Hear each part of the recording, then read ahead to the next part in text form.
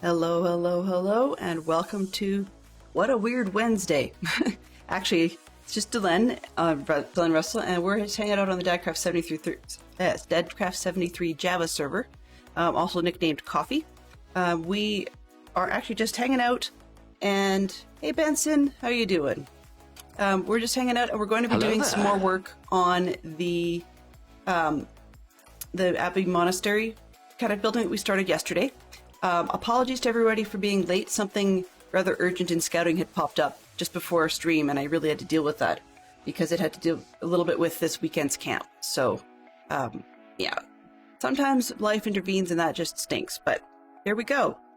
So today, I'm just going to show you what we've got going. So we've got our building that we're standing in. It's pretty big, a little bit bigger than we originally anticipated, but now we've got another one underway.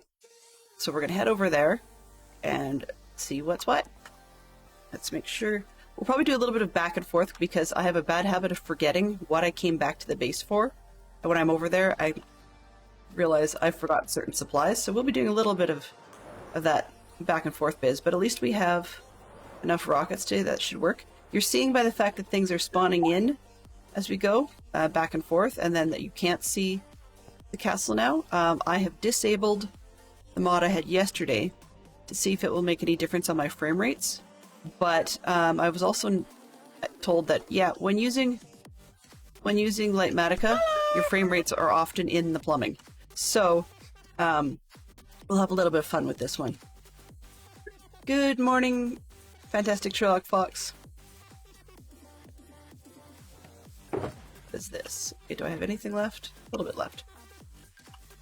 So you can see we've got quite a big build underway, and we're only part way through. I guess what I'm going to try and do is see if I can get it set to only show us what we need to see rather than all the layers. Single layer is what I was working with, but we may need to jump back to the full if we need to show off. Oh, whoops, and I have not turned on Twitch. Enable. There we go. Yeah, so far, we've got two units that are influenced by the sketches that we started with, but both locations are by far and away the wrong size. And I decided I don't care. It's just going to be what it's going to be. So after this, really, we just branch ourselves out to pieces that go with the Abbey and spots that are related to the main map. Hello, ITT Tom and crew. Thank you very, very much for being patient and hanging on. I do understand that I was delayed a fair bit. And yeah, we just had some... Oh, whoops, that's not going to help. We just had some last-minute stuff come through on scouting that had to be dealt with. There we go. So, this is what we're working on. Hello, Tom Raid. So I want to say good morning to everybody in the stream. We've got Fantastic Sherlock Fox and Benson and Zeroed. Good morning to you as well. Or, well, good afternoon, I guess, to everybody. And then good afternoon, Tom. Thank you ever so much for your patience. And good afternoon to you too, Yellow. Good to see you. Good to see you. Alrighty. And everybody's dropped in but me. What the heck? What's my problem? There we go.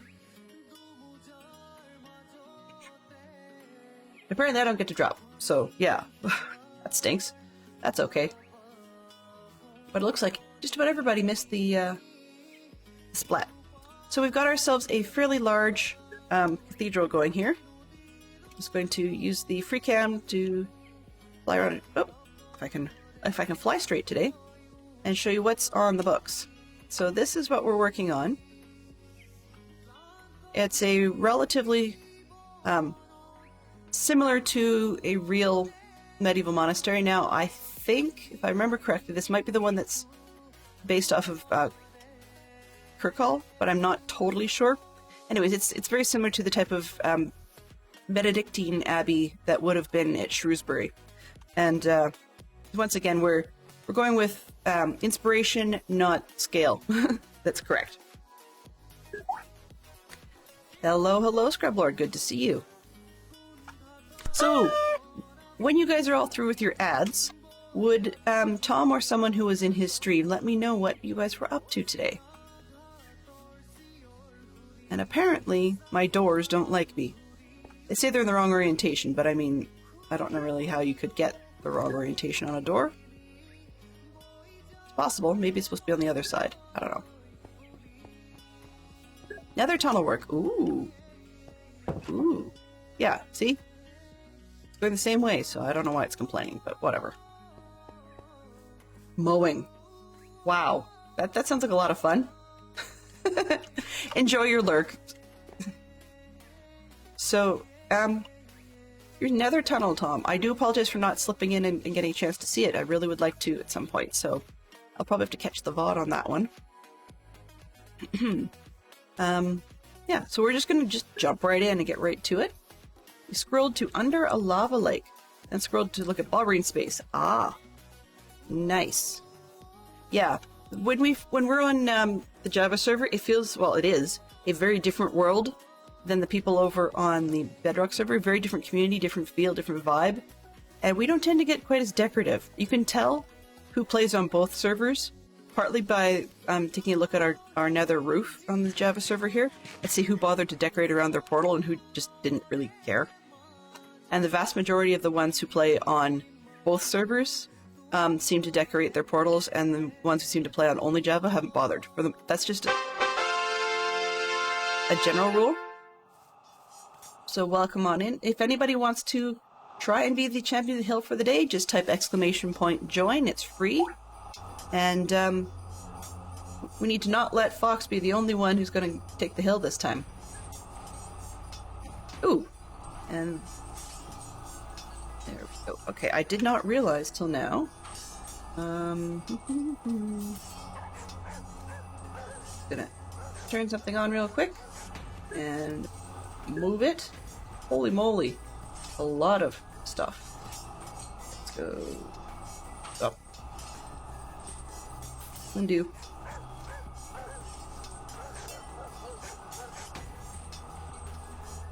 Come on, you.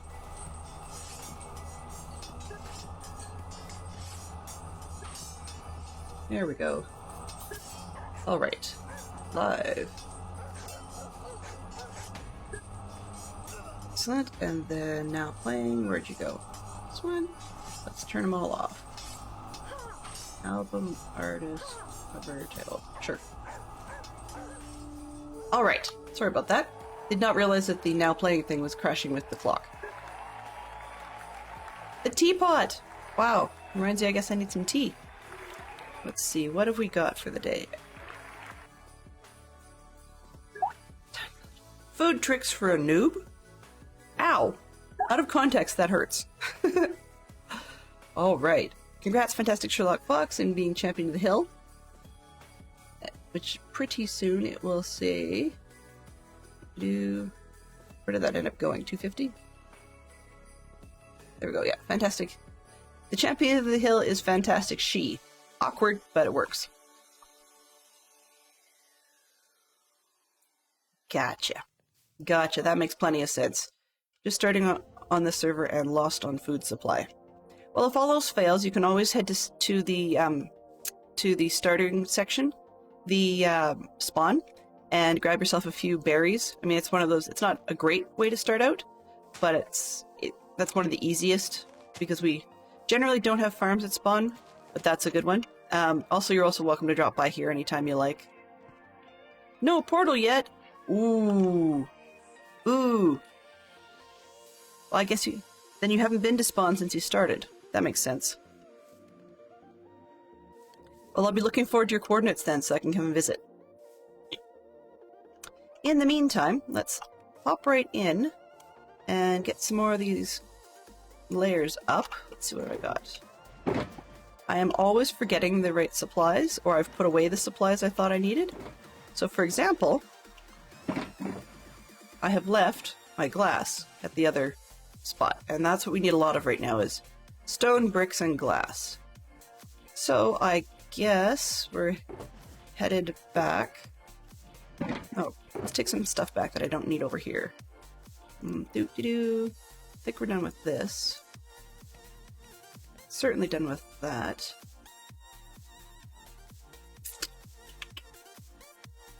That'll do for now. So, since I'm heading back anyway, see if we can actually get some glass out of here. Might as well take this other junk back too. Yesterday, right after I logged off stream, like, I kid you not, I didn't even get as far as saying hello to Stormy yet, when suddenly I was blown up and or pushed back by a creeper explosion. So yeah, it's been a bit of a interesting evening when I logged off yesterday. Okay, this one, we're not going to play with everything all day long. We have things to do, places to be. Yeah, so it was just more of a surprise than anything else, but I had a pair of creepers converge on me and just go boom. It was not ideal. Oh, come on. Oh, I see why I have an extra one. I can go over by the carrots for now. Deal with that later. And these are birch. Eggs. Ugh. I like eggs. I do. But I have too many. So rather than whining about too many eggs, we'll just get this stuff put away, grab the glass, and get back to it. You may hear me stuffing up over the course of the phone call. It turns out that what I thought was a cold seems to be allergies, and the more I stay indoors, the less allergy issue I have. However, the turnaround is also true, which means that the more I stay, the more allergies I have. Or not allergies. The more I go outside, the allergies I have are worse. And so getting ready this morning, I was near an open window and such, and just, it did not help. Okay, where did I see the glass? I saw the glass, and it was put somewhere sensible. Tried to think, where would the glass have been that was sensible? One of these days, I will move things. I haven't even figured out where I want to put them. I know where the wool belongs, but that's as far as it goes. Come on. I can't have lost all that. Oh, no, it's not in there. Guaranteed it's not in there. It's not in those boxes. But I put it over here. Wow. Wow. Okay, well, in the absence, where did I put the sand?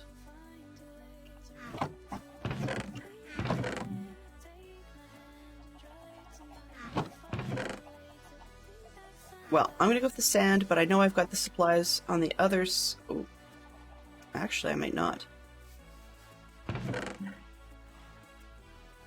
That'll get me started, anyways.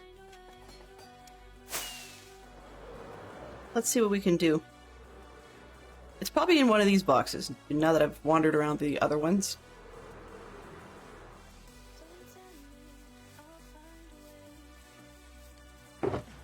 Oh, that's the toolbox. Okay, that's the stone box. The other thing, is it over here? No, it's the dirt box. What did I do with it? Aha! That would not have made any sense at all, but that's okay. We'll go with it.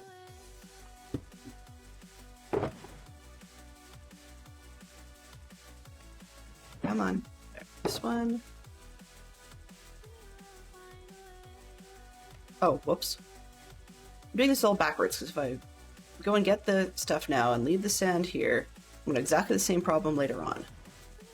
Put the sand there, so that when I run out of glass, I should be able to find it in a box that makes sense. Not in the rocket box. Though the rocket box can probably hold the lava. That makes more sense, in a weird sort of way. You know, fire and all that. Alright. And besides, if I forget where the lava buckets got to, then it's not as big of a deal. 23. We're good.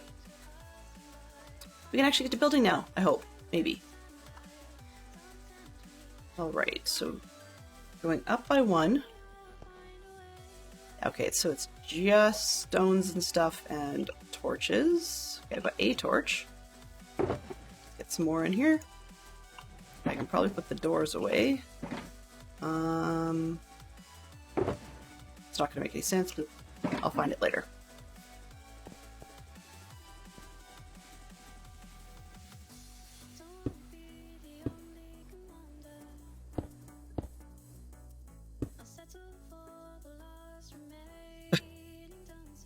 Yes!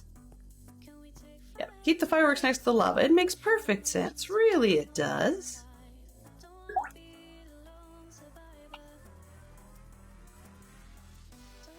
You try TV category. What have we got? Let's see. Oh, okay, sure. So, G blue. Our geekout question right now, we just actually had that one. Why would you pick that? It's a random one. Okay. Name 6 shows on which a puppet or stop animation appears. So we're saying shows specifically. And I note that just because otherwise there are plenty of movies that we could all name. Oops. I mean, that's correct, but there we go. Let's wait till it gets to the right level. So we're looking for TV or TV shows that had puppet or stop animation.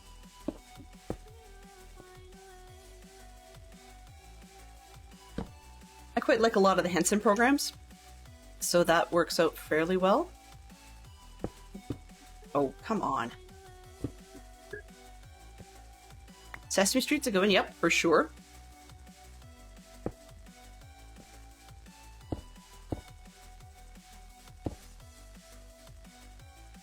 For sure. I'm going to add Bear in the Big Blue House. That's where one of my little hellos comes from.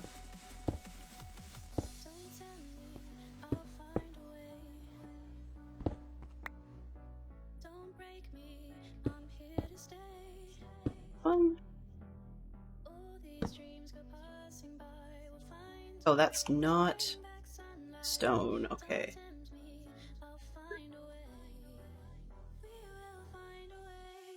This one and that one. Oh, nope. This one. What do we got? Yeah, so Sesame Street is listed, but that's not the only one we're thinking of. Bear in the Big Blue House. We've got so in big case we're thinking a lot of our kids programming, right? Like stuff that stuff that we saw as kids. Possibly. Yep.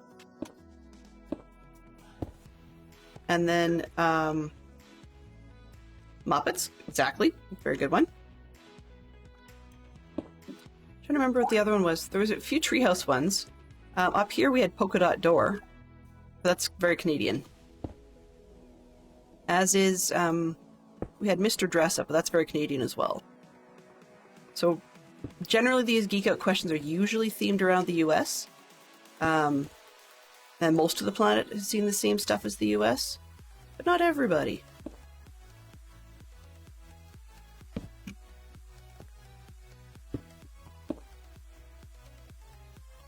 Alf, yes, that's a good one. Fraggle Rock for sure. For sure. Now I've got that one stuck in my head. I have not yet seen any of the new Fraggle Rock, so if anybody has, please do let me know how that went, because I'm kind of curious. There's a lot of stuff that I'd like to see, I just don't make the time for.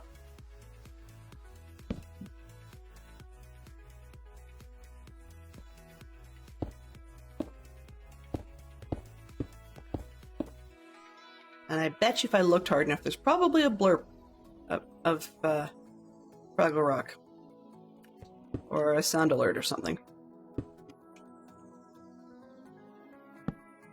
No, not there. What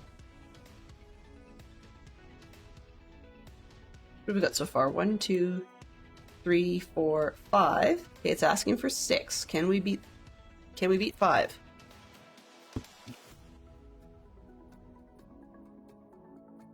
Worries for another day. Sorry. Let the music play. Down in Fraggle Rock.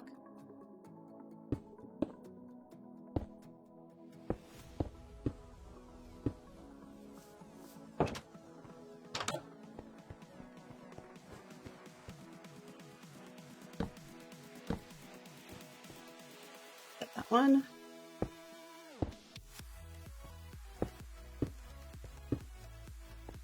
Mr. Dress Up. And once again, yeah, Mr. Dress Up was a good one. And once again, that was Canadian. So we also had, up in here in Canada, we had something called the Friendly Giant, which was kind of interesting as well. And Mr. Rogers' Neighborhood. Now that was American, so we're good for that one. Tons of puppets on that one.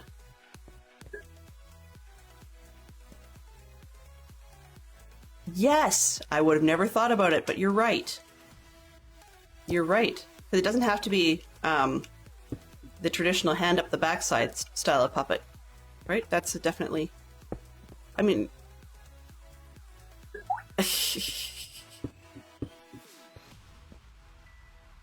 Hello? You can't fool me, Yellow, pretending you're ignorant of that fact after you're the one that named that show as a possibility. Kind of loses it. Good morning, Neon. How are you? Or good afternoon, I guess. I keep saying good morning because it's only 10:30 in the morning where I'm at. But just about everybody in chat is probably not in the same time zone. So I'm going to bet you guys are at least an hour ahead, if not further. Scrabbled omelet. Mmm. A scrabbled omelet. How is that different from scrambled eggs? I'm just kind of curious. Oh, Neon, you're on a coastal time zone today. That's cool.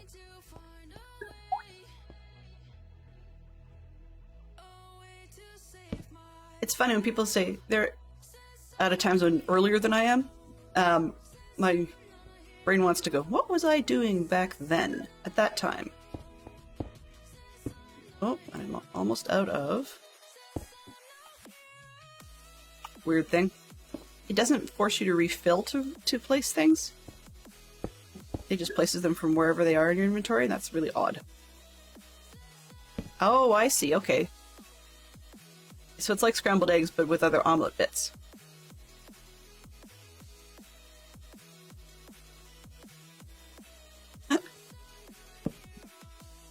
I'm sure the actor who is stuck doing the character, for now at least, probably would not be too impressed with that response. But I can understand where you're coming from. Totally can understand where you're coming from with that one. I need more glass panes.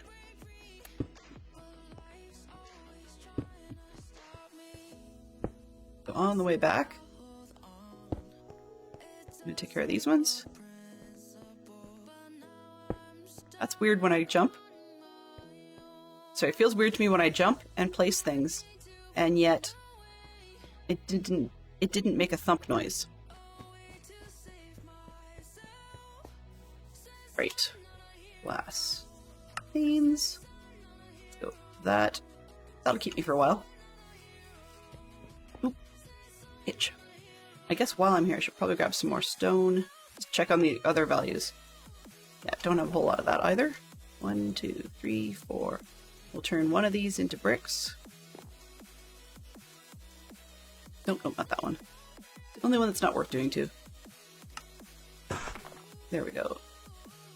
So that 2 and a bit, that should hopefully help for a while.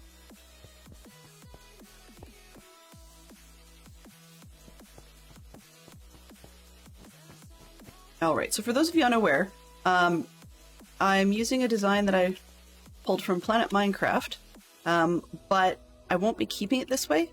I'm actually going to build a large part of it according to the Minecraft, or the schematic design that we've got, and then from that point on switch it up to make it a little bit more like the church that was actually in the Shrewsbury location for the Cadfael novels purposes.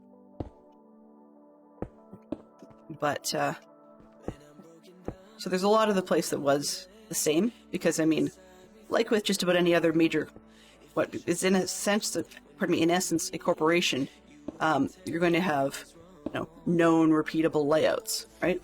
Your church architect is going to pretty much keep designing the same dang thing over and over and over again. So we had the Benedictines had a particular design they used a lot, and then the Cistercians had a design they used a lot, and they're not all that different, really. I find it funny because frequently they would put the church, like the cross-shaped part of it, in the north section of their design, almost always in the north, but the rare times where for weather reasons and lighting reasons they put it in the south, it still faced the same east-west, and it just made the whole courtyard section in the middle cold and give them problems heating. So it kind of got, I guess, it backfired on them to do that. But they did it anyway. No idea why.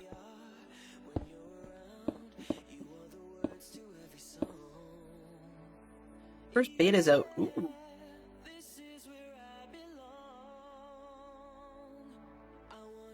Oh, I see. Yeah, I keep forgetting about that. We used to have people that lived in Arizona. They moved to England, but we did know them for a while, so I keep forgetting about that. Some of the meetings that Fantastic Sherlock Fox would have with the person we knew in Arizona would every once in a while would shift because it was just courtesy and to them. But I can totally see the timings. Not all of them would shift, but only some of them.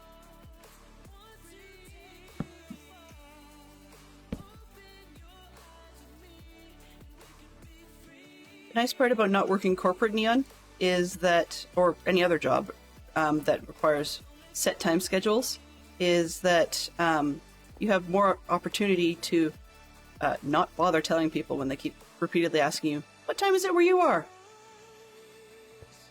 It's like, I'm sure people who live and work in Arizona on a regular basis probably get sick and tired of answering that question.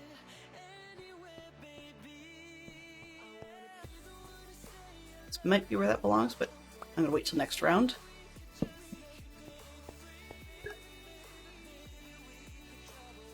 So the first beta is out. I don't mind discussion of spoilers, but it won't be something that I'm going to be playing. I actually like to experience it once it's real. Part of the reason is because there's almost always a gazillion hotfixes and stuff that goes in between the betas and the releases. The other thing about it is that even after the first releases, they're not always stable to start with. So whether it be the server that takes a while to get updated or the client that takes a while to get updated, people always want things stable before they move on. But I'm looking forward to some of the stuff that's there.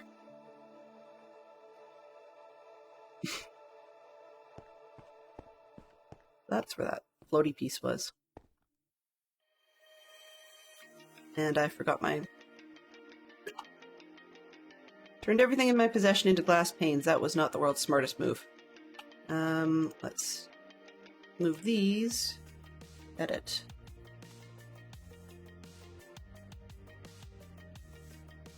There. Now that doesn't exist. I guess it could fly. That would make sense.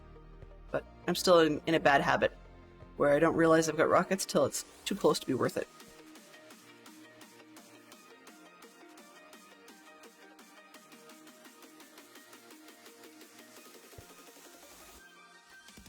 Oh, ha. Yes. Really interested in figuring out armor trim. I actually am kind of curious about the new critters. That's my thing. And I'm also kind of curious about the, what do you call it? No.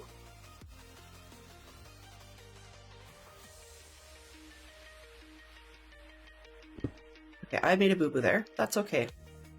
Let's take this back out of edit mode.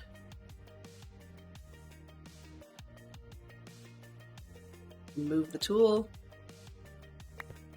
There we go. That's supposed to be a window.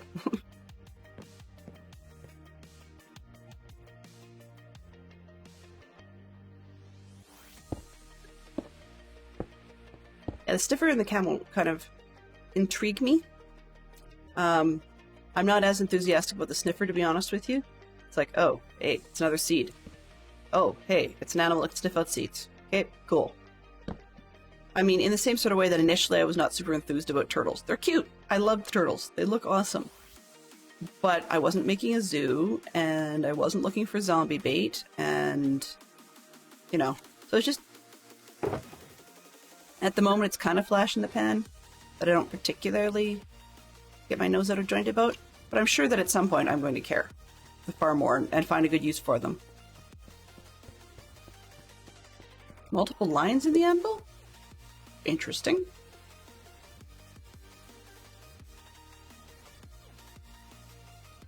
But interesting. I mean, the other thing that's going to come up is there's always going to be parity differences between Bedrock and Java, and that's the other one. So it'll be, oh, well, in Bedrock such and such is broken, but in Java it's not, or vice versa. And while it's doable, I like to wait till some of those noises die down. However, I don't have any objection to people talking about spoilers, so I'm okay with that. So a spoiler conversation is all right here for what's coming up next and so on.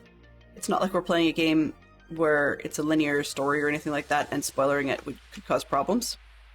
For a building game, I don't really think it's all that spoilerific. In the same sort of way that people talk about Lego sets before it's actually released. Like, it's not a big deal. It's still going to be Lego. It's still going to exist. Oh. Okay, that's supposed to be on easy place mode. What are you doing? Weird.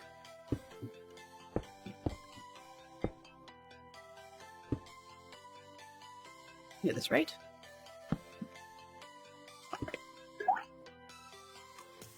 You're looking forward to learning about archaeology.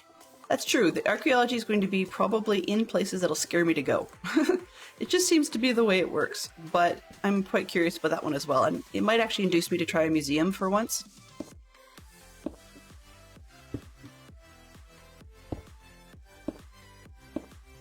I actually don't think I've ever done a museum of any sort, not even a museum of memories for things that we've done on the server. But I'm sure that there'll also be everybody and his dog doing their own take on the museum. It could be kind of fun to go with unusual themes. Like, I mean, someone might get it in their head to do, say, I'm just pulling this out of my ear here, but maybe like an Indiana Jones theme or something. Something like that might appeal to them, who knows? Once you've got pots, then you can use those for, like, archaeological pots, and you can use those for all sorts of Tomb Raider and indie references. There's plenty of other things you could do with it, but that's just the one that popped to mind.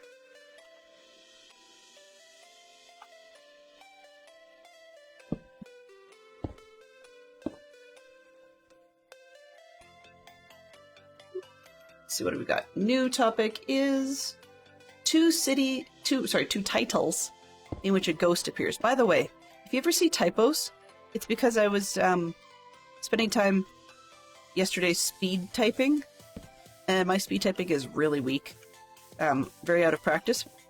So I was just literally gut typing in at what I saw on the page. So the capitalization is actually also based on what it says on the Geek Out card. It's not actually mine. The only time I think I let a typo slip through that you guys will probably notice is that I didn't bother correcting some of the uses of the U in color. I left them corrected, so to speak, because, hey, I'm Canadian. We spell it with a U. There's a couple where you'll find the American spelling in there, but that's just because I didn't bother changing it back. Or I didn't, let me put that correctly. I changed it manually to the ones with the U in it. But other than that, so we're looking for two titles in which a ghost appears. Now, when they say titles, they're meaning literary titles. So we're not talking ghosts. So, or not ghosts, sorry, movies. So, unless there's a novelization of it, aside from potentially the comics, Casper the movie doesn't qualify. And why? Okay, that's not supposed to be that. I don't think it's supposed to be that one. Yes. Yep. We have plenty of ghosts in that one. This says appears. It doesn't mean it has to be the feature character. Is it cheaty to have a clock, a compass, or recovery compass on display at all times? Well, what do you mean by on display? Do you mean on your hotbar and such?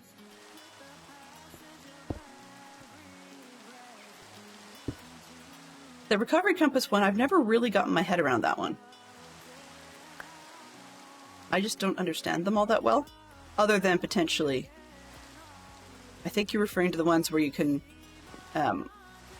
set them in the nether. I could be wrong. Please do let me know. What am I missing?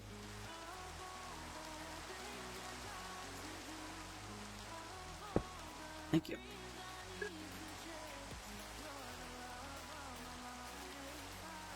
Huh. Oh, and recovery compass. No. I'd say no. And the reason I say that is because, I mean, hey, take a look at mine. I've got the mini-map that will show you the time. So I can tell you that I have to be supposedly in bed by 6:30. 6:30 to 6:35 is when it actually lets me sleep. And then the maps will easily take you to where you died by giving you a waypoint. So don't see a whole lot of difference but by the time you can't count those pieces. But then again, I mean, I never really did consider playing Minecraft whatever way cheaty. The thing that bothers me is people who actually get all hung up about cheaty. I talk about it, but really I'm not hung up by it.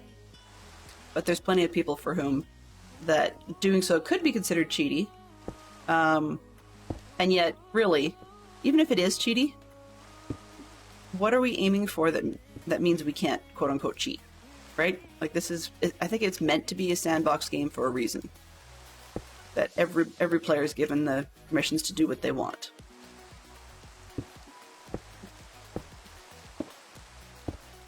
Look at here.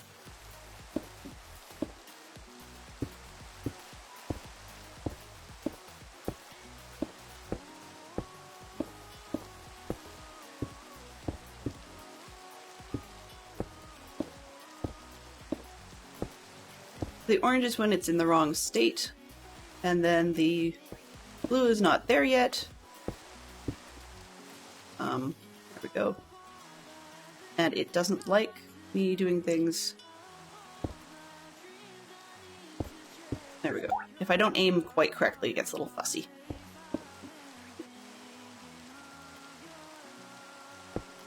Exactly.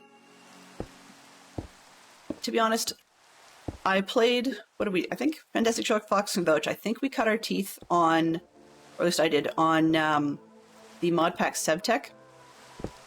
So we'd watch some Minecraft. I watched it. I wasn't really sure how into it I was going to get.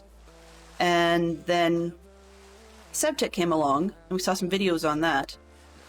And so I figured, okay, well, this is really cool. I think I'll try that. I liked the gated concept at that point. But of course, it came with a map. And I got really used to using a map. And have never really liked vanilla without one since. Not just getting lost. I mean, you know, I have never lost a house like some of the people that Dadcraft complains about on stream. But I have certainly misplaced crafting tables and things that I was in process doing and so on. Yeah, certainly misplaced those over the years. But I actually really wish the game had a built-in map that you could turn off if you didn't like it. You know? Or that everybody by default had a compass that you could turn off if you didn't want it. Just because there's so many easy ways to get lost. And I mean, if I'm going to have to try and figure out my way around, I'll spend that energy learning my way around the physical world I'm not going to worry about the digital one quite so much. I mean, technically, I probably don't even need the mini-map on screen as much as I use it, because one could say it's cheaty to be using one like Zero's that shows you the entities as well. Like, I mean, you dropped something. That's helpful in a survival world not to lose things. But it could also be considered cheaty to see that, or cheaty to see the mobs coming at you. You know, so there's things like that where maybe I should be using Journey Map again, because it doesn't show you that you dropped something. You know, you can't see that. There's different ways of doing it. So really, I guess what I was looking at is if you were to be doing, say, a speedrun competition to get whatever your target goal is, then I would see it as needing to specify what sorts of helps are and are not allowed. But if nobody's, you know, if you're not in a competition of some sort or other where it matters, then who cares? Use what you like. So if you want to have those things available at all times, although some of them to me seem duplication, otherwise go for it. Okay.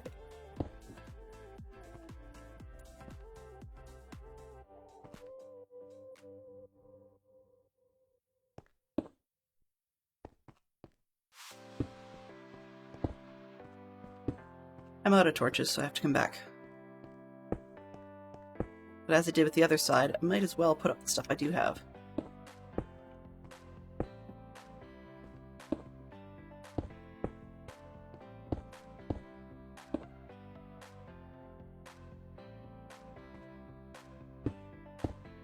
Well, I mean, if you're in it, yeah, if you're having competition, then it's cheaty versus not cheaty.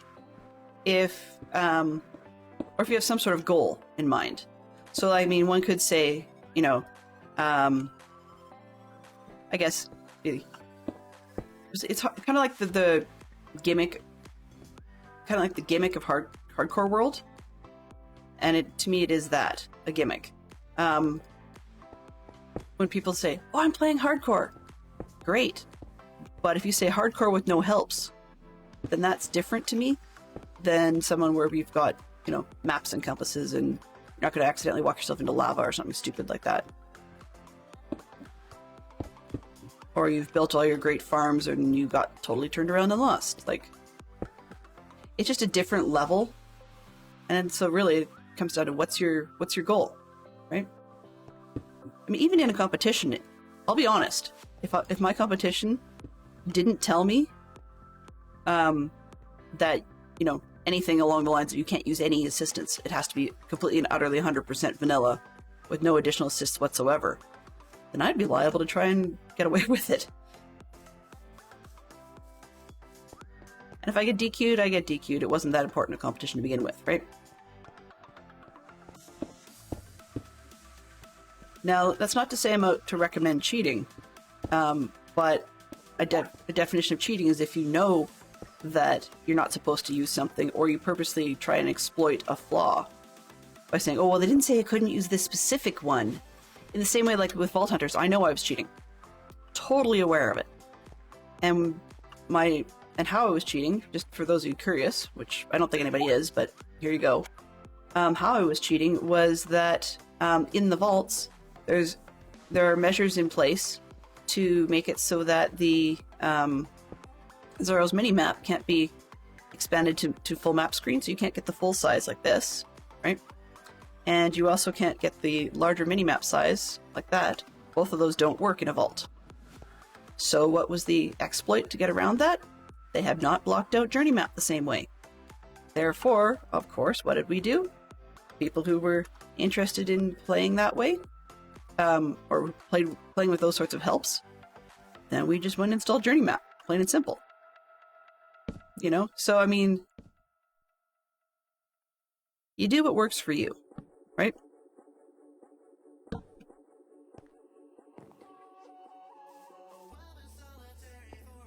All right, so these are mostly torches. Given that these are mostly oh, nope, not that.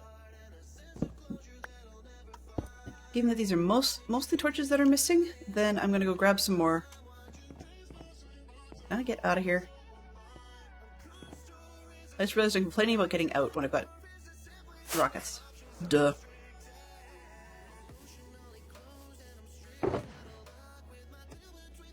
What else am I low on? Glass. Got some.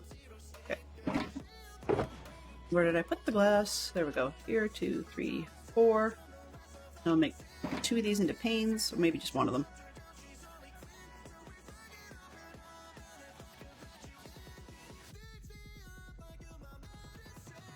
Go. Alright, and some more plain stone, because I'm getting low. Oh, is that empty? That empty. Okay. Exactly.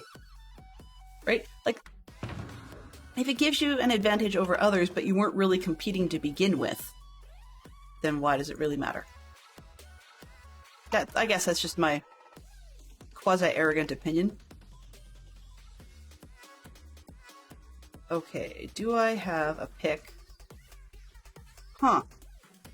Sure. Why not? 2, 3, 4, 5, 6. I know this seems dumb, but I don't have a pick without either Silk Touch or back at the base I've got a Fortune one.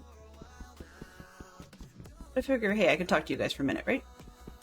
And they just disappeared because I'm dumb. 1, 2, 3, 4. Let's just pick these up.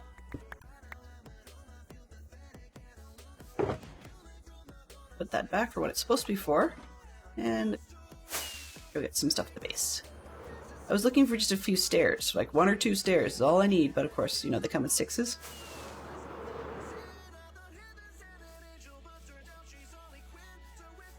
Alright.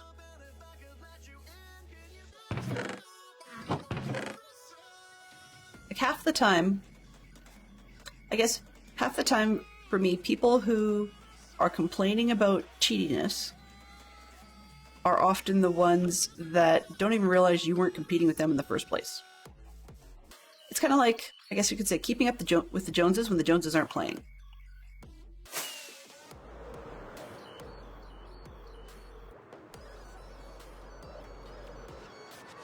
Yay, I didn't end up flying over the void.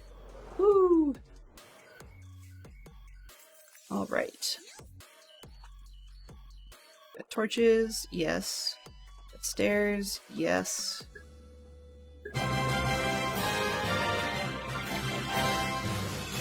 Welcome back, Swanky Potato! You're definitely the most eager to learn person today. Swanky Potato is a gain first, claimed his own Swanky Potato, which I thought was kind of funny. But it does prevent others from getting it. So there's method to this madness. Hello? First! 2 days in a row! Yeah. Hello, and speaking of Fred Rogers, there you go. A good old Mr. Rogers good morning for our friend Swanky. So I think we've covered off the ghost appears. Let me see if I can get us a new geek out. Oh, I didn't spell it right today. Keep saying I should make a button and I keep forgetting to do so. Okay, category. Name 4 fad diets. Ooh. Recognizing, of course, that some people may not necessarily think a particular diet mentioned is actually a fad. But, yeah. And also making no commentary as to, at least I'm not making any commentary as to whether or not the diet mentioned is one I support or do not support.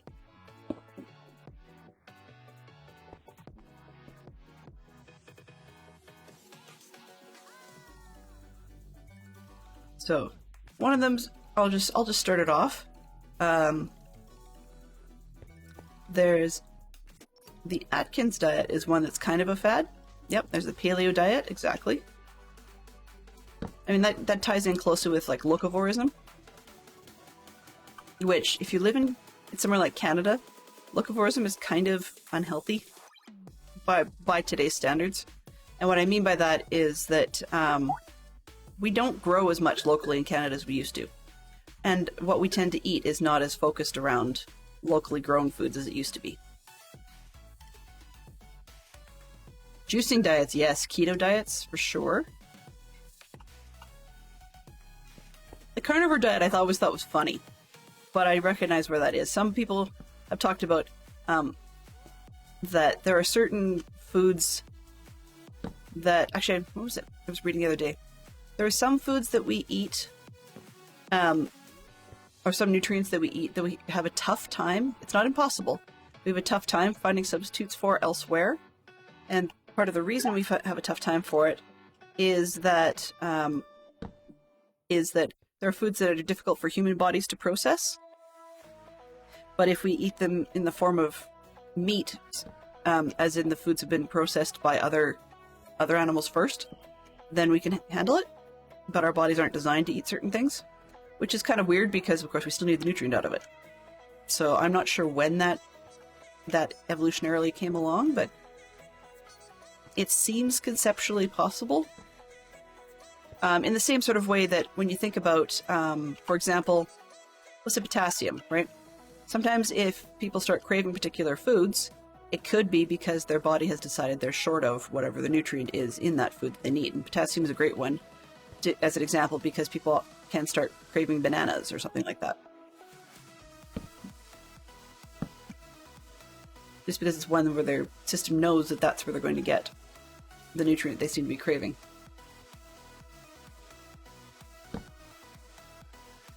I personally would like to see Weight Watchers and Jenny Craig and so forth be a fad. I'm kind of sorry that it appears not to be. But I do have issues with their particular system. It just isn't one that's gonna ring my bell. But hey, what I mean by it not being a fad is I think it's here to stay. More as a concept than anything else, but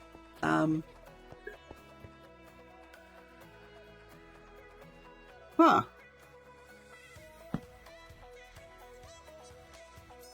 That's quite interesting when you think about some of our domesticated carnivores, like pet dogs, for example.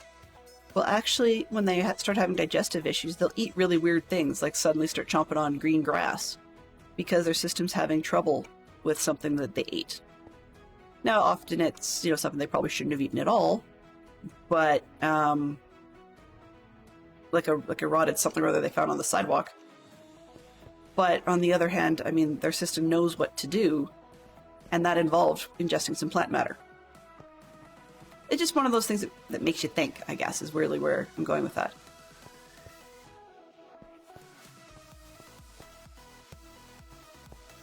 I mean, I guess another thing about meat products is just that for our what we call health requirements, we need to worry about things like refrigeration. Oh, come on. Ready, Labyrinth. We need to worry about things like refrigeration, whereas, it's kind of nice. What's that? Page down. Oh. That explains a lot. Do I have any dirt on me? No, but I have the stairs at once beyond that. So let's do... Oh, not that. Hello? Stairs, thank you. And stairs up here. Guess it's a tower of some kind.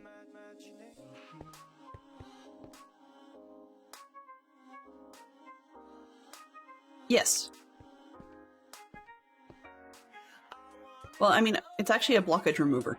So if you get sick, then it does remove the problem. Some of ours in the past, the vet has told us that they also eat it if they think they can pass it, whatever it is, and have it go back the other direction. Not back, but out the direction it should have been going in the first place. But I mean, you're right. Like, in the same way that we evolved with teeth because we need them to grind up our foods, and it sounds silly, rip, tear, whatever. But I mean, there are plenty of animals that don't have teeth. Like I'll go with the birds as a group, for example, who will do weird things like ingest rocks, and the goats will do that too, because they need further assistance grinding up the stuff that's in their stomach. Okay, I think I got all the torches, so we should be able to go to the next level. And I'll figure out what holes I've got later. I think we got it right. Mostly. Mostly. Okay. Oh, huh. If I actually pay attention, I didn't. I just didn't have the schematic on the right level. Brains! Some days she doesn't have them.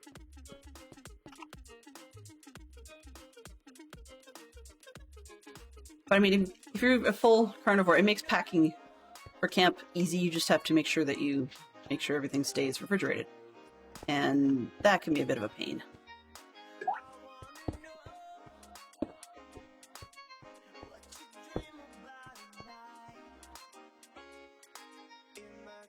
Yeah, things that should have hurt the dog didn't. Stupid idiot. I'm still bitter over the fact that one year I'd had a nice haul of hot peppers. Like the chili peppers that go... they're good for crushing up into pepper flakes and stuff. They're not like ghost chilies or anything like that. But the little tiny ones. And stupid dog went into the pantry and decided, oh, hey, here's something interesting, and ate more than half the box with no issues whatsoever. Oh no, Benson! Ooh.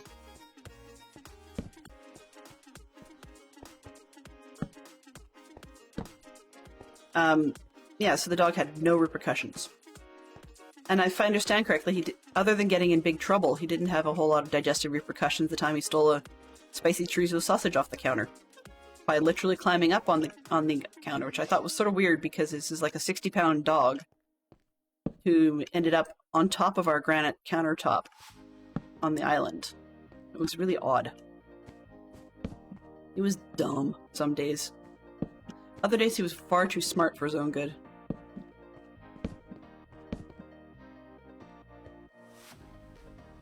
Oh. Well, you can't put any more torches up if you don't have them.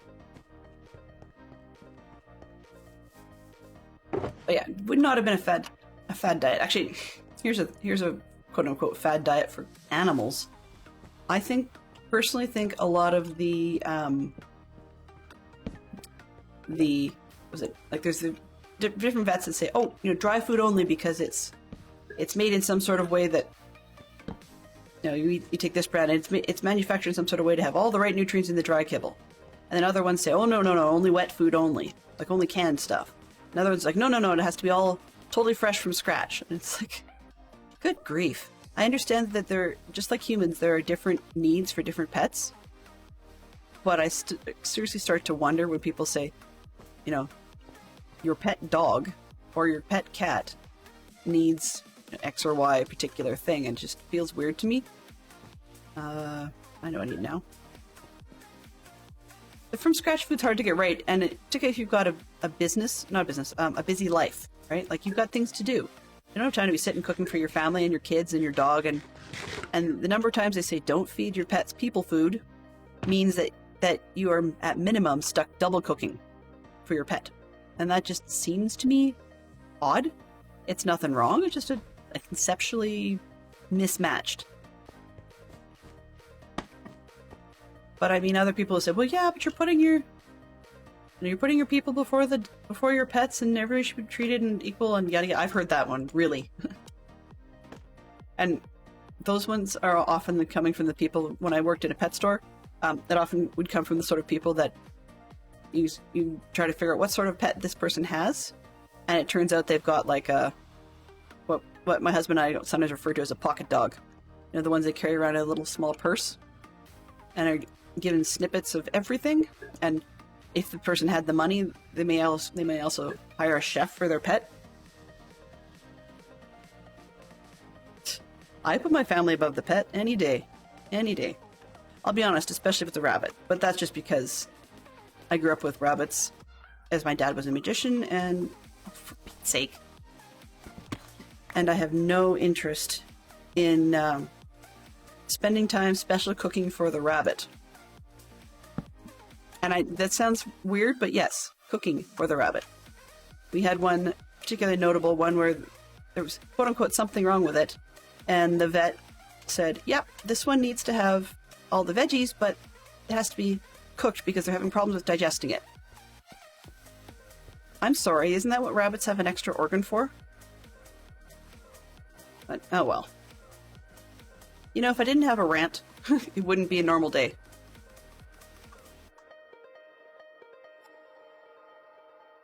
Excellent. Yay! Get him back.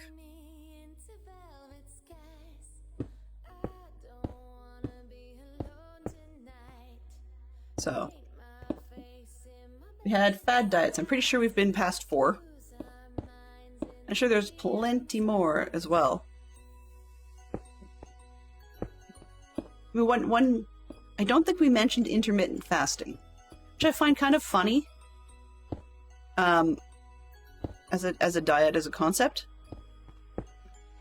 Only in that people say, it's intermittent fasting. Well, yeah, it is, but you've really just given a name to something that we've been doing for hundreds of years anyway. I don't know about you, but I don't wake up in the middle of the night to have a meal, do you?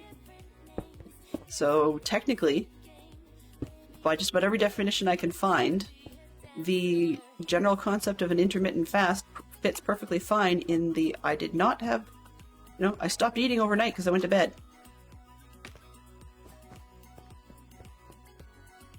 So one could argue, and as I've seen a few times, when you start your intermittent fast, if you set the time, say, 9 p.m. to 9 a.m., and they're not allowed to eat in that window as your 12 hours on, 12 hours off beginner intermittent fast, all you're doing is just saying, oh, I'm not going to eat before seeing breakfast time, and after dinner's over, I'm not going to have extras after dinner. That's really all it boils down to. I keep putting these in, and I shouldn't, because they're not supposed to be in that part. I'm pulling from the wrong box too, aren't I? Yep. Oh well. Oh yeah, you can push all kinds of things. 15 on, 3 off, and all kinds of oddball cycles. So I mean, there's more to it than that, but it's kind of like when people say, "Did you eat breakfast?" Well, no, I skipped breakfast, and I guess it's not the is it healthy or not healthy. I'm not going to be making a judgment call on that one, but I see it as similar in that really you're shifting around that sort of stuff. So I don't know. As I say, I think that's why I think it falls in the fad diet category, is because I think it's a fad to call it something that we've been doing for years. And for argument's sake, those that eat, there was one person that basically, when they admitted to it in their minds, it boiled down to what we call, brunch and lupper. And they just had a brunch and a lupper, and that was it. And yes, I know lupper is an incredibly stupid portmanteau, but hey, it's there.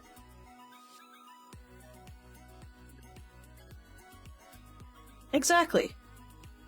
Well, that's it. I mean, my son is, nearly 12, and there's been 3 or 4 different changes in what the current advice is. As people we know were recently talking about on stream, BMI is one of those things that's so on the out. It's actually almost on as unpopular these days as phrenology, but yet so many health devices still include references to BMI. I mean, our bathroom scale will still tell me that my BMI is in the obese category. While I believe it, but it's not because the scale told me so.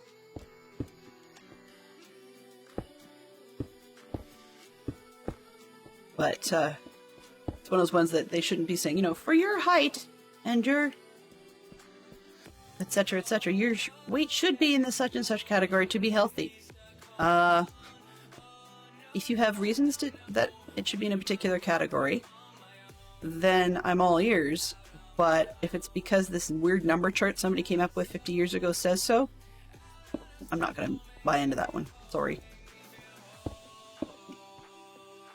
If it's because we've calculated your generic burn rate at X, and therefore you should be probably sitting around such and such a weight, but you're over here instead, and there's another possible cause for it, okay, Great, I can work with that. But I mean, that also just brings to mind that Fantastic Sherlock Fox has been reminding me for quite some time that our... I keep saying I'm going to get the appointments done to get our annual checkups done. And I really need to, because it's not just me who's on the hook here. I need to be the responsible parent and make sure that those things get done for my kids as well. And yeah, responsible parent is not something that I was... It's not something I think about in my head when I wake up very first thing in the morning.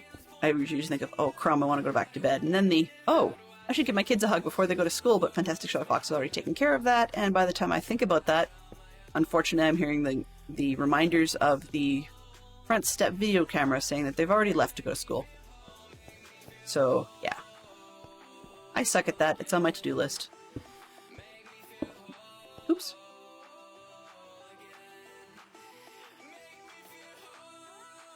Yeah, like, you're totally hitting the point on the head, Swanky, with the whole skip breakfast or don't skip breakfast, it's the most important meal of the day. A lot of people skip breakfast because it's inconvenient. I mean, I skipped breakfast today. And it's just that we have such a fast-paced world in most cases. Now, mine's not particularly fast-paced, unless I put that upon myself. But in general, it's a fast-paced world such that some people feel that to get time for themselves, as everybody's saying, you know, we have to take time for yourself and self-care, and I'm buying into that one hook, line, and sinker. But for some people, the way their day is organized is such that they don't get time for themselves unless it's either A, late at night, in which case you're depriving yourself of your sleep by staying up late, or B, first thing in the morning. Oh, well, you didn't get breakfast. People say it's all about priorities. Which one do you throw? And which ones do you always throw? Right? Because the other prevailing advice is all about routine, routine, routine. So, who knows? Who knows?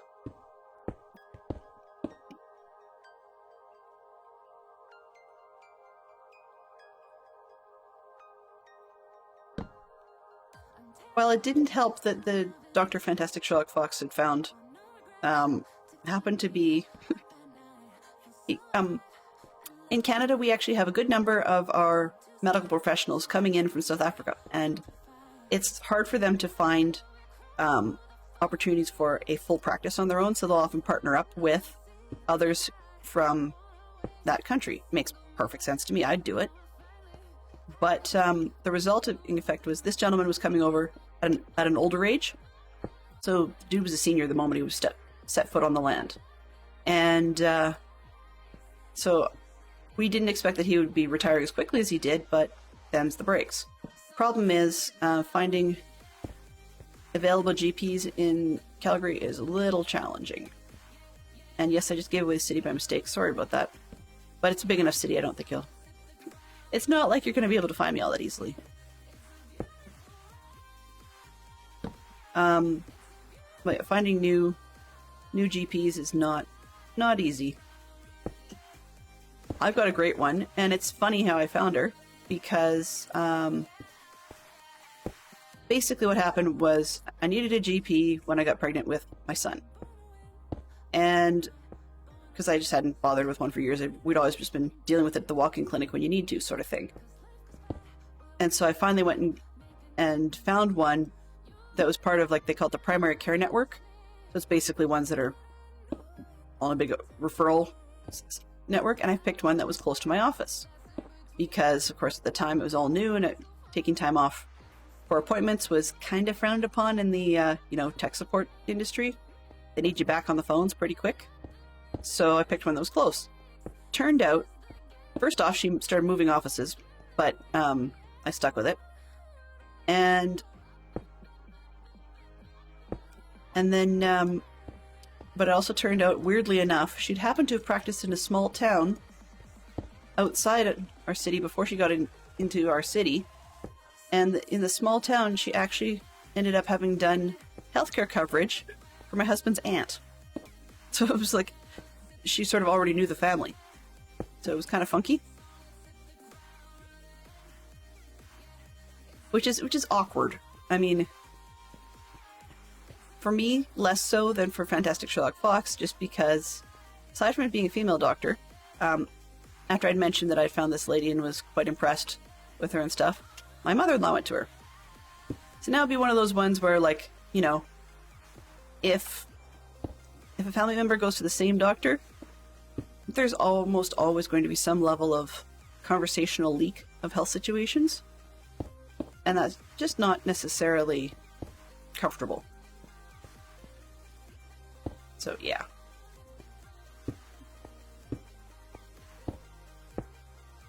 But I mean, outside of health situations, that's the easiest thing. Or like, what else do doctors talk about? Because that's the easiest thing, is the have you been taking care of your whatever problem X was since you were last there? You know, or how's so-and-so's high blood pressure or something. It's like, if the person you're talking to didn't know about it, then it becomes a confidentiality issue.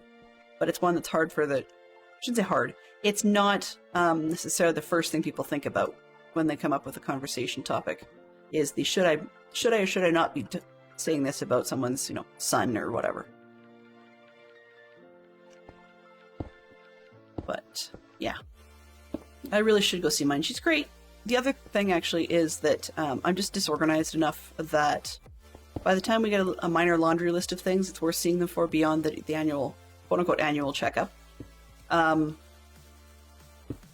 There's always a few things, or at least one thing on there that I'm not particularly keen about talking about in front of my own kids now that they're getting to be tweens. You know? Eventually there's a point at which I just don't really want to discuss stuff like that. But I have hang-ups. As Fantastic Sherlock Fox loves to point out, I have a myriad of hang-ups that don't always make sense to the general populace.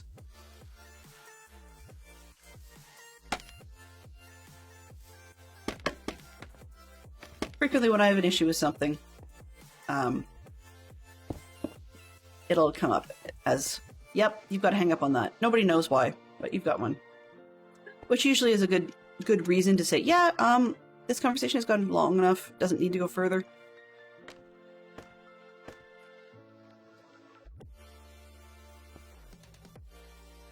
But, we have GPs up here. Like, the reason I like mine so much, I love the mannerisms of South African people in general. But one of the other reasons I love this one is because when I was having a challenge early on about morning sickness when I was pregnant with my kids, she didn't just say, oh yeah, you know, it tends to last about X amount of time in the morning and you'll be fine, it's for a few months, you know, everybody gets it, and just brush it off. As so many of my coworkers had happen to them. In the sales department, because that's where we had a couple of ladies and then the bosses and whatever. But no, this one said, oh, yeah, but did you know there's something we can do for this medically? Really? Yeah. And it wasn't, you know, just take Gravol, because, I mean, or diclo, oh, what the heck is it they call that stuff? I can't never remember the name. You would say diclofenac, but that's not the word. Anyway, but she didn't take it lightly. And so two things happened I thought was kind of neat. Was the first time she gave me some medication that worked really well.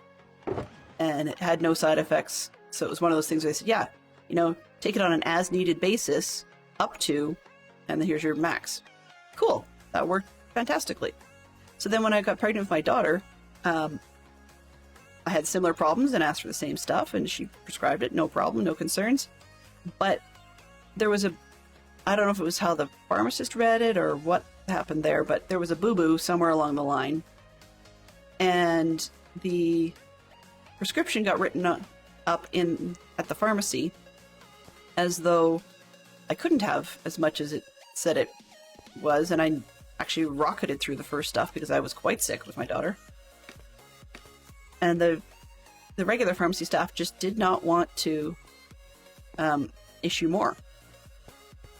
And it's like, well, last time I had this, and it's on file, was this other prescription like strength. And everything I see on the net from, and naming, you know, places like Mayo Clinic and whatever, says that it's safe to have up to this maximum dose, which even my last max dose wasn't that. So they did agree to refill it. But it was just like, come on, guys. Pharmacist goes, yeah, I independently looked at this now, and we will refill it because I'm not even sure why they prescribed, why this time it set as low as it was supposed to. It's like, I think somebody just read it wrong, but I didn't care at that point. I got what I needed, and that was that. You know, it wasn't worth figuring out who did what, but they said, yeah. And the pharmacist put a note on the file saying, was likely, something along the lines of, like, it was likely supposed to have been X, because it looked like literally they just dropped a 0 or something off the end. So instead of getting, like, 300 pills in a jar, because you could take up to, like, 12 a day, they gave me, like, 30. So it was probably just something basic like that. But there was a note in the file saying that it was safe and that this pharmacist had approved it. So we went with it. But I mean, that's part of why I like the GP, is because she didn't just brush me off. And I have a feeling that for some of the other little minor gripes and things, she won't. But, I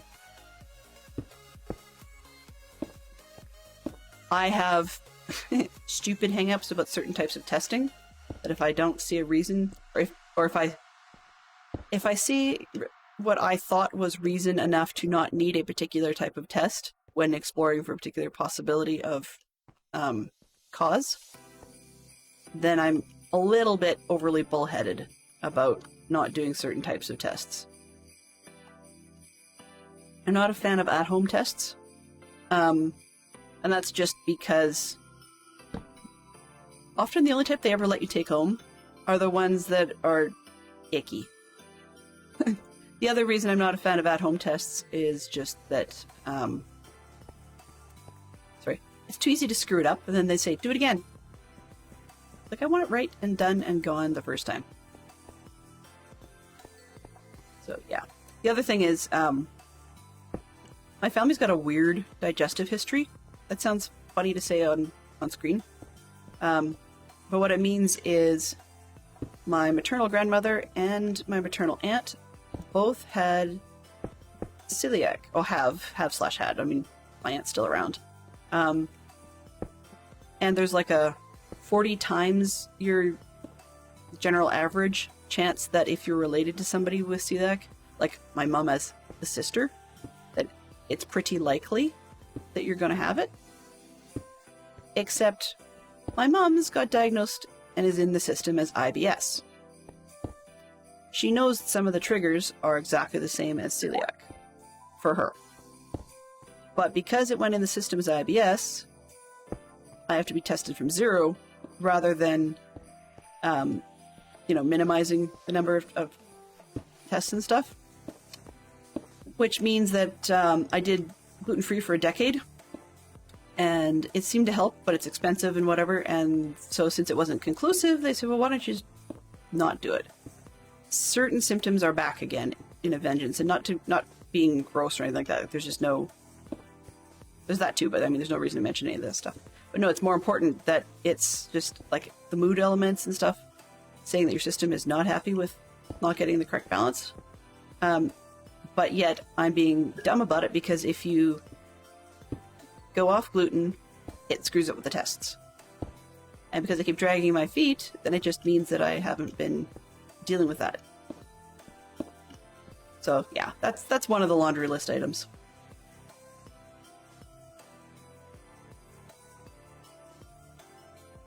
I'd say the difference, Benson, and not making light of it, but the difference is I think you're playing a lot of catch-up.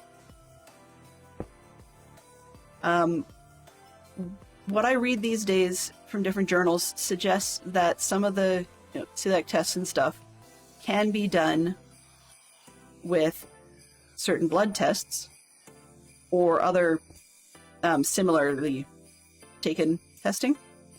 They don't have to do nasty things like biopsies and other similarly unpleasant tests anymore to find out. But mine's agreeing that I should be tested for it, just as, and is willing to, say, hey, yeah, let's do these tests. Problem is, she's insisting on the old school batch of them, which I'm not on board with. But that's a whole different as Fantastic Sherlock Fox would say, that's a whole different hang-up that's mine. My hang-up. Doesn't necessarily mean it's anybody else's. You know. You guys weren't here to hear me whine and complain about stupid things like that. Okay, let's see. Once I get this piece picked up. There we go. Let's try a new geek out, because that'll probably get a more safe topic going. Movies! Okay, I'm not super duper familiar with John Hughes off the top of my head, but let's see if we can name 4 or more John Hughes films.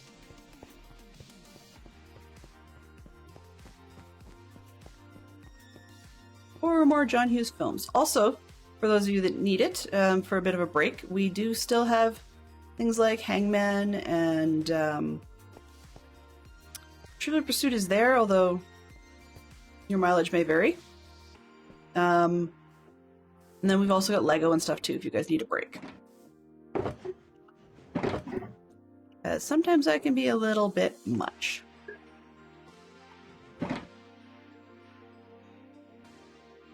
Yeah. And the big deal is I need to take care of the kids, right? So there's certain problems that they may have challenges with later in life that, if not dealt with, could cause them all kinds of headaches.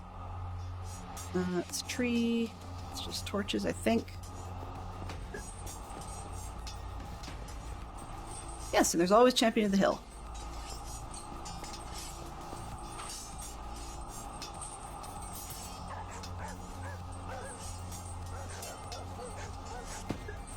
Oh, come on.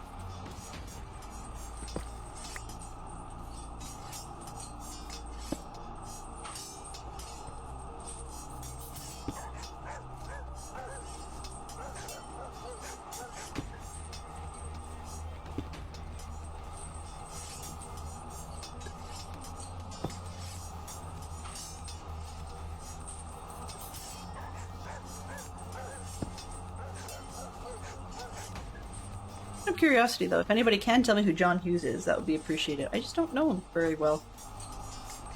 Okay. Oh, what's this? What's this? What's this?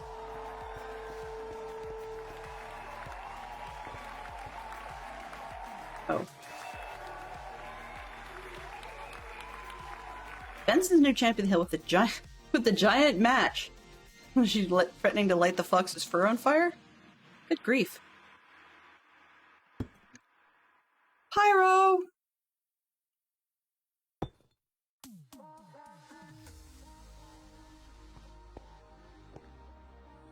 We find out Benson is the next cause of DC shouting, "I'm on fire! I'm on fire! I'm on fire!"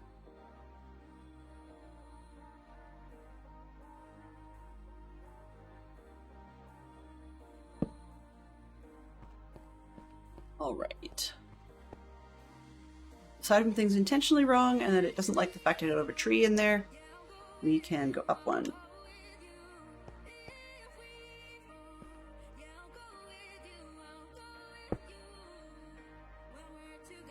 Let's just get rocking and rolling with this.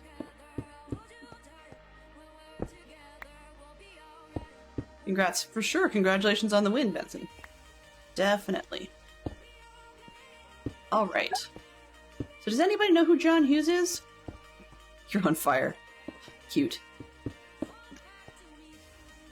Yeah, because clearly I don't. And I wish I did. I'm sure I'll probably recognize the movies in the same way that I recognize, like, song titles or something when I... Or not song titles, sorry, the artist or the song when I hear it. Don't always recognize who or what people are. No look on John Hughes?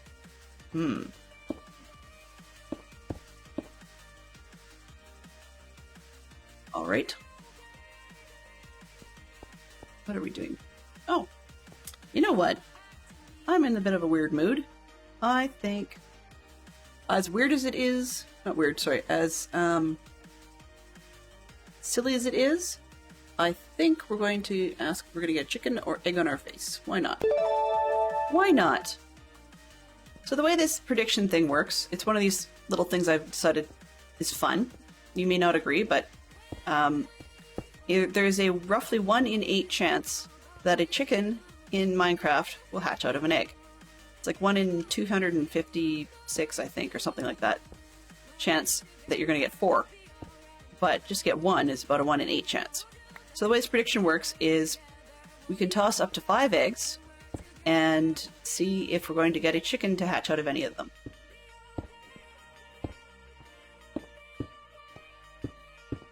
Oops.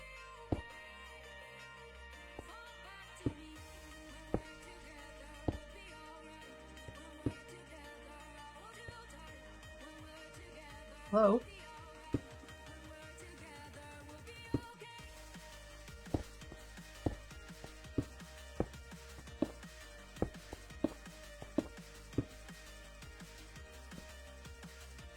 So Geekout, the way the game is normally played, for those of you that have not played it before, in real life, is it's actually done as a betting system. So I'm not quite sure how the betting works, so I haven't actually sat down and played through it. But it appears that what you do is you basically try to wager on whether or not you can meet it. So the card figures you should be able to meet a certain number. And then your wager is also, can you do it, or can you beat it? Whoever's got sort of the highest wager in terms of like, I figure I could get 6 of something or other, then they're the one who has to try and do it. And I'm not quite sure how that points work out after that, but that's the way it works. Whereas I figured it'd be a lot easier and more fun on stream to break it up and just put the topic on screen, and then we can crowd think the answers.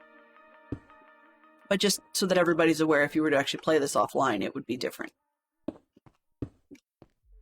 And the geekout isn't always pop culture.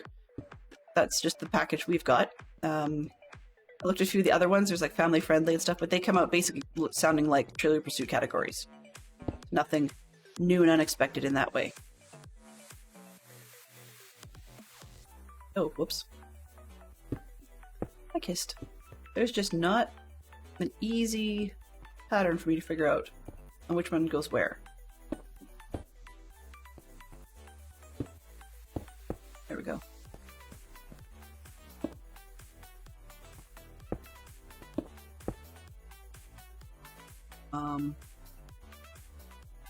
Thank you.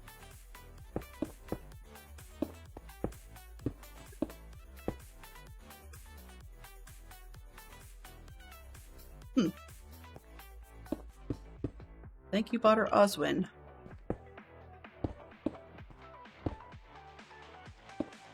By the way, for pure curiosity, for anybody who's in stream and plays Minecraft, on the whole, 2 questions. 1, is there any way to guarantee you get a nitwit? And 2, I know they're not popular villagers to have, but how would you suggest moving them?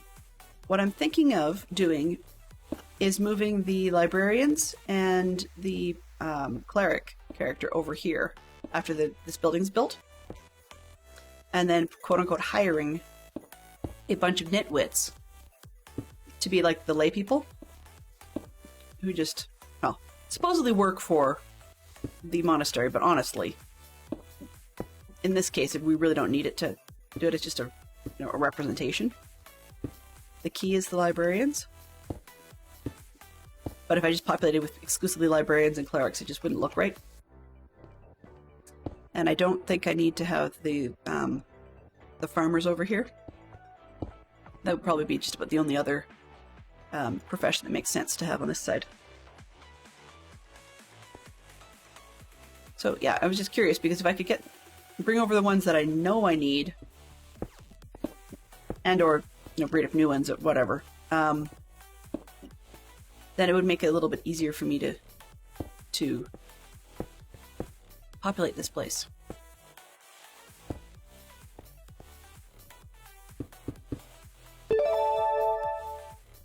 And that is the end of the prediction. Only one person was in it, so it's the, do you keep your points or do we lose them? Oof. Bang.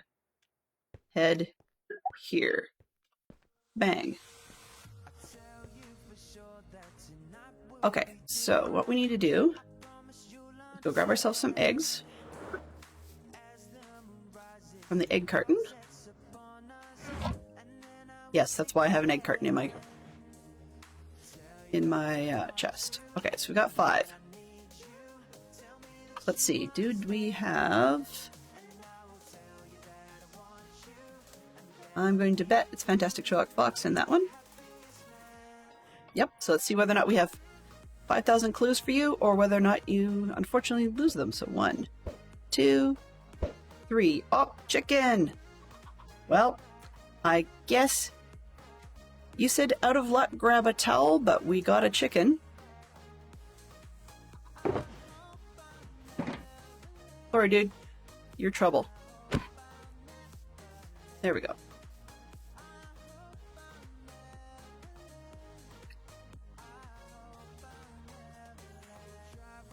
There goes your 5K.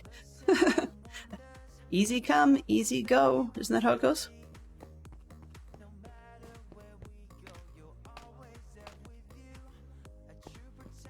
Excuse me, just 1 second, and I'll be right back.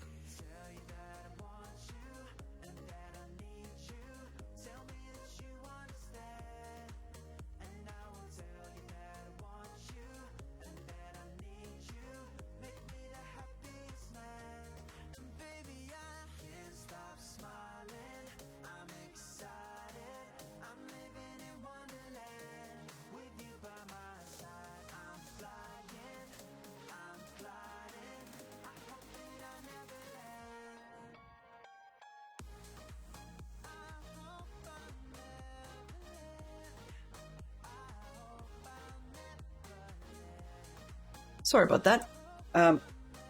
As everybody knows, allergies can just be a bit of a pain. And it briefly felt like I had actually inhaled a hair or something. So it's not very convenient. In any case, so we know nothing about John Hughes. Choice. Okay.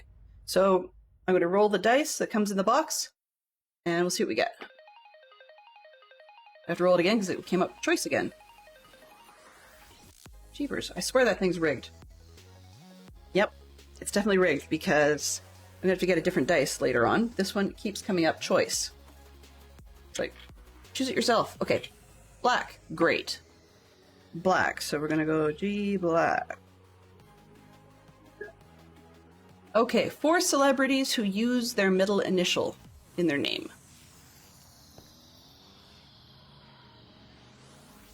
I'll start with 1. First one that came to mind was Michael J. Fox. So we need 3 more to beat that target.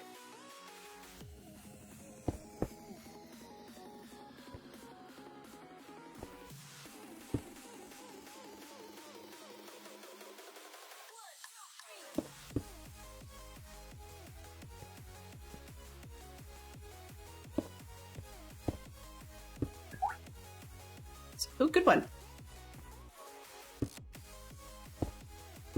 Good one.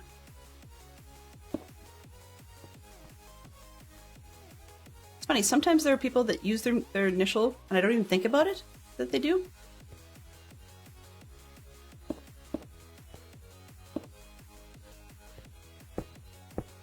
Do that. Hey, a solid surface. And I clearly messed up on this part.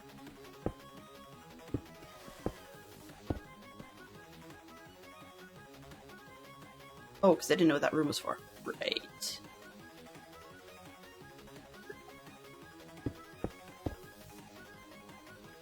Former celeb. F. Scott Fitzgerald, yes. I mean, I guess they were they were a celeb anyways. But it's not our fault that they passed. what was I doing? I wanted this button. Can we build it? You would like some Lego. Great. That doesn't... Now, would you like it now or at the... or at a later point in the stream? So I'm open either way.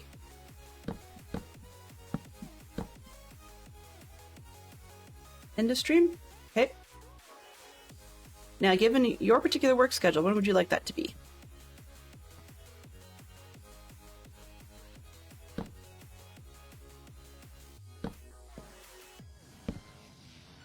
I mean, I can go just the 2 hours. That might be smart. Or we can run her long today. Now, I mean, it is Wednesday, though, so Wednesday is usually a Jade day. And I don't really want to muck with that. Because Jade is, oops, a very awesome person.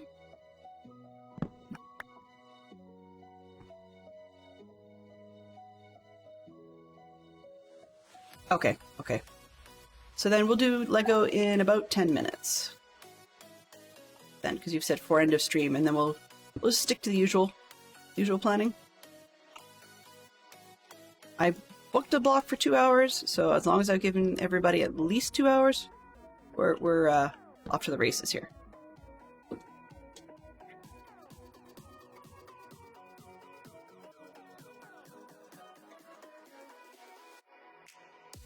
My assumption was nobody wanted to see me itch my nose. That's the disadvantage to face cams when you're dealing with allergies.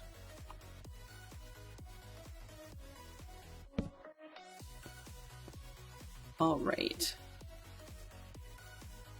Well, the reason we're getting some mixing behavior here between me just copping out with easy place mode and not is because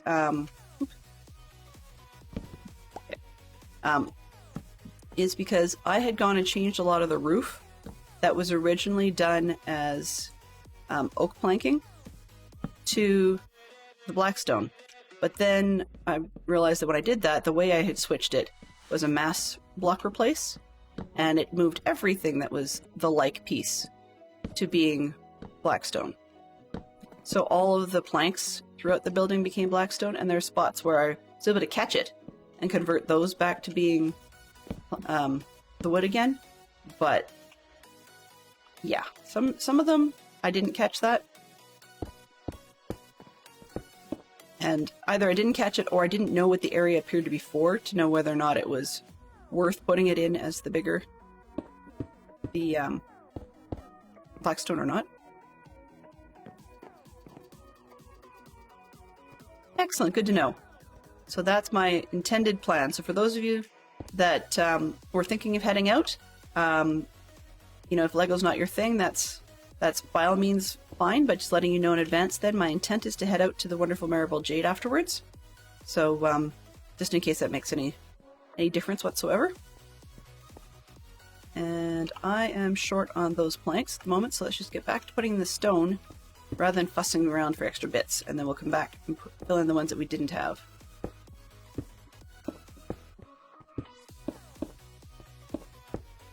I am definitely watching the clock here. We'll give it a bit of an early start on the Lego because it always takes me very slightly longer than 5 minutes to get that part done. By the time we account for setup and everything else.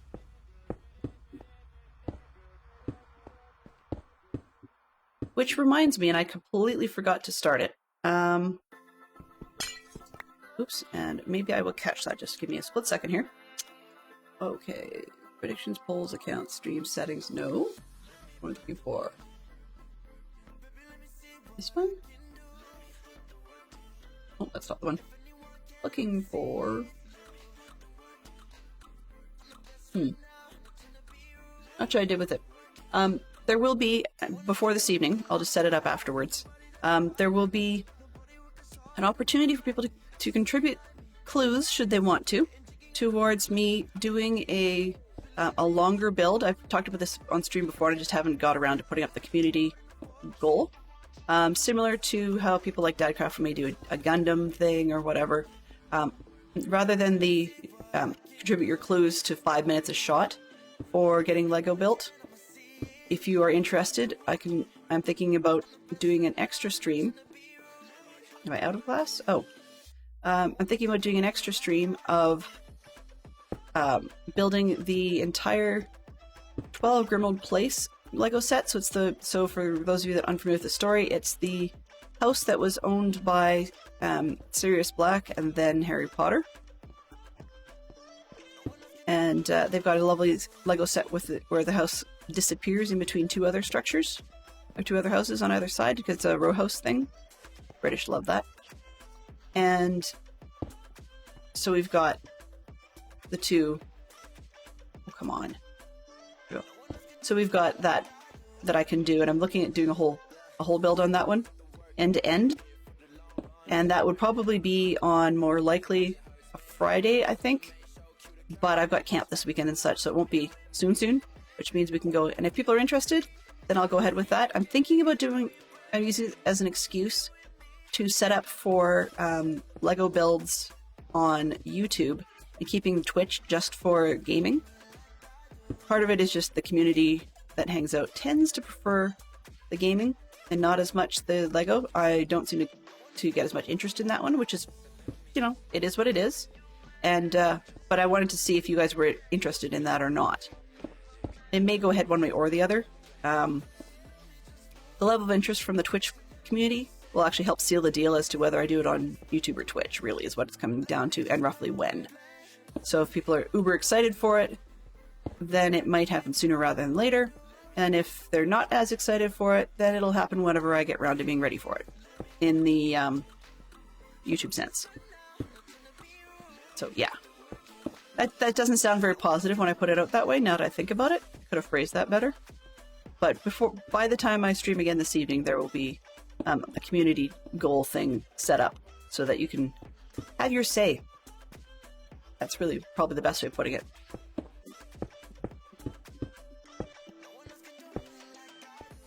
One, two, three.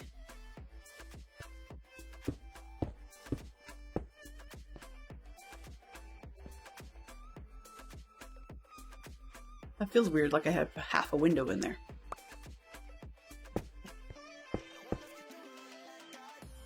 Am I out? I'm out. Okay. Great. This is perfect timing because this is exactly what I needed to be done for the Lego. So let's just head back to base. Keeps my character a little safer than getting blown up by creepers again.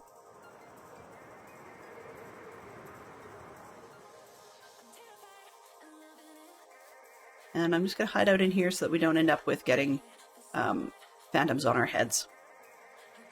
Alright. So I'll get the Lego set up and see you guys in just a moment.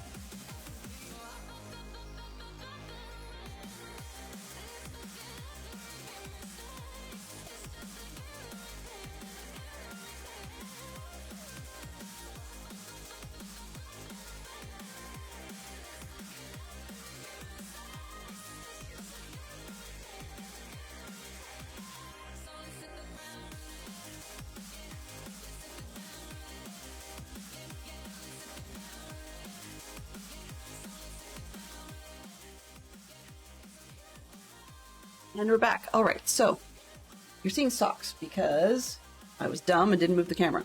My apologies, everybody. Oh, I'm ready. Yes, I'm ready. And no, I wasn't. Okay, we're good. Wow. Wow, just wow. So, okay, so where we left off last, we were putting this big square on the back and we made a pair of chairs. But they didn't tell us what to do with the chairs yet, so I'm just leaving them off to the side. Yeah. I think I left my good sense behind. There we go. So we've got our camera back for 5 minutes of Lego, and then we'll end off. So first piece it wants us to do is seal off the square on the right-hand side here with another, basically just like we did before, rinse and repeat. But it wants us to make it an actual square. I have to find all the bits. I've got the little ones.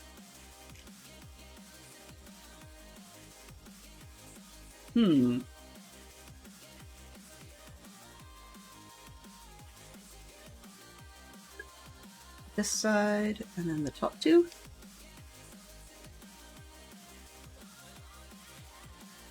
There we go. And then back down here. So now we've got another panel, which just goes on the back. And then it gets held in by another 4-piece. Appears to be right in the center. There we go. Now these panels are going to be, as you can start to see here, they're going to be the major portion of the banner.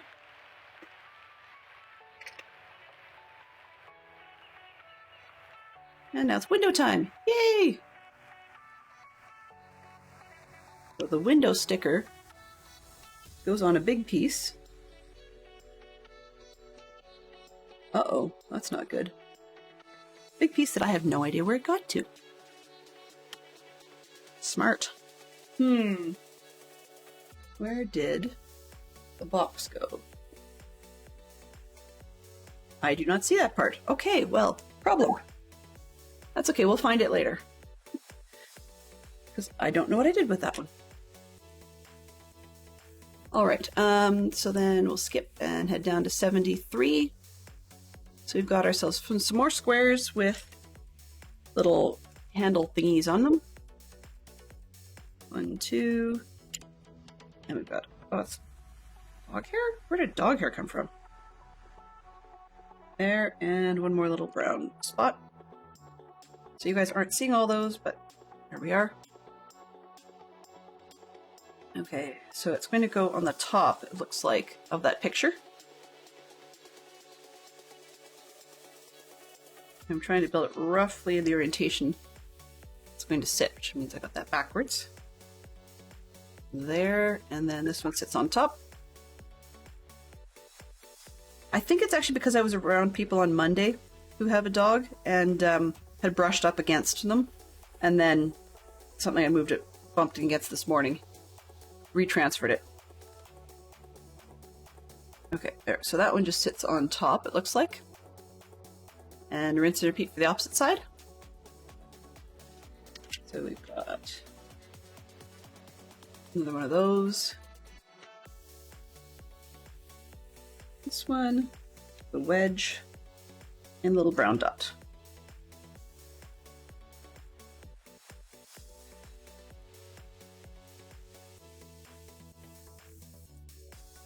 Yay, so exciting. Not. Alright, and it just sits like the first one on the opposite side.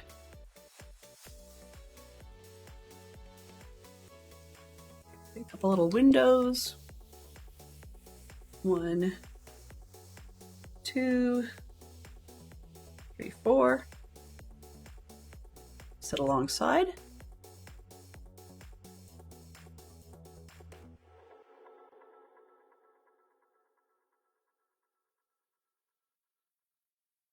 And 4.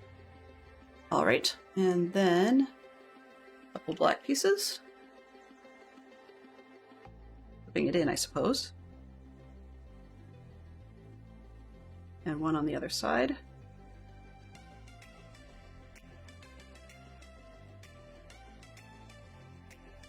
Oops. This first one I didn't put in right solidly.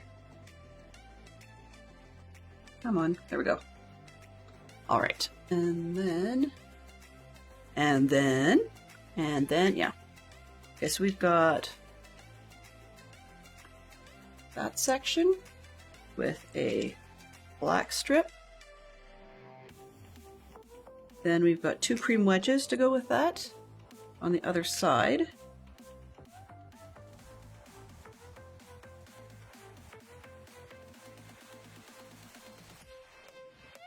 And that's where it wants us to leave it. So there was your 5 minutes for the day. Too bad we didn't get a whole lot done, but we made some progress. So we're working our way towards the end. Let's see if we can get that raid started out to Jade. She is hot, so we will head over there. Okay. Oop, on this one. Do I have a Jade button? I should. There we go. Mischief managed. All right. So I want to say thank you to everybody who did drop by and for hanging out. Thank you for those that stayed after the raid from ITT Tom. Thank you very much, Tom, for bringing your people over. Also, thank you so much to Fantastic Sherlock Fox and Swanky Potato, Benson, and to ITT Tom, Zeroed, Yellow, Scrublord, Neon Traveler. And if your name was not mentioned and you were hanging out, thank you very, very much for dropping by. You're all appreciated. It makes my day when people want to hang out with me while I do things that I would probably want to do anyways. So I like to share it with all of you. And I hope everybody has a great day. I will be back at about 7 p.m. Eastern tonight. And we'll get back onto more of that monastery. And we'll see how things go. Ooh. Yeah, so definitely, if you haven't checked out ITT Tom, as the saying goes, boop that button and give him a follow. He's definitely a very helpful, unique, and interesting builder and has a great commentary. So I'm going to take some time to check out his builds from this morning that I missed. See if I can see more about that nether hallway he was talking about.